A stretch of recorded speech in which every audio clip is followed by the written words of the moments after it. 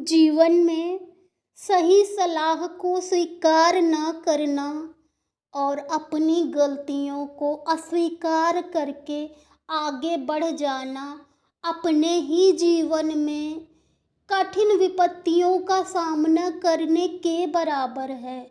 जो व्यक्ति जीवन में अपनी गलतियों को स्वीकार नहीं कर पाता, अपने अंदर बैठे राक्षस से लड़ नहीं पाता, अपनी बुराइयों से लड़ नहीं पाता, वो कभी भी जीवन में प्रगति के पथ पर नहीं चल सकता।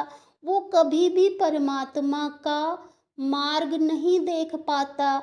उसके जीवन में हमेशा इल्यूजन ही क्रिएट होते रहते हैं, क्योंकि वो भागता रहता है सच्चाई से। वो सिर्फ खोखली दुनिया में विश्वास रखता है। वो खोखली बनी बनाई बातों पर विश्वास रखता है। वो सिर्फ लोगों की बहकाई हुई बातों पर विश्वास रखता है। वह कभी भी गंभीरता से किसी भी बात पर सोच नहीं सकता, क्योंकि उसकी अपनी कोई सोच ही नहीं होती है। वो तो दूसरों की राय पर चलता है ना। इसने यह कह दिया, यह सत्य हो गया। उसने वह कह दिया, वह सत्य हो गया। उसके लिए सत्य दूसरों द्वारा बताया गया एकमात्र उपकरण बन जाता है।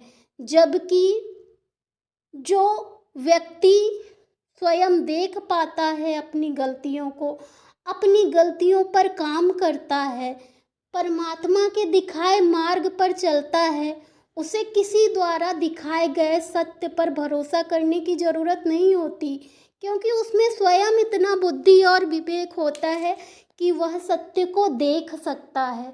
इसलिए हमें हमेशा अपनी गलतियों पर काम करना चाहिए, अपने भीतर बैठे राक्षस से लड़ना चाहिए, अपनी बुराइयों को, अपनी कमजोरियों को, अपनी गलतियों को स्वीकार करना चाहिए, उनसे डटकर लड़ना चाहिए, डटकर मुकाबला करना चाहिए और हमें अपने व्यक्तित्व को निखारना चाहिए, ताकि परमात्मा अपना आशीर्वाद हमें दे सके, अपना हाथ हमारे सर पर रख सके।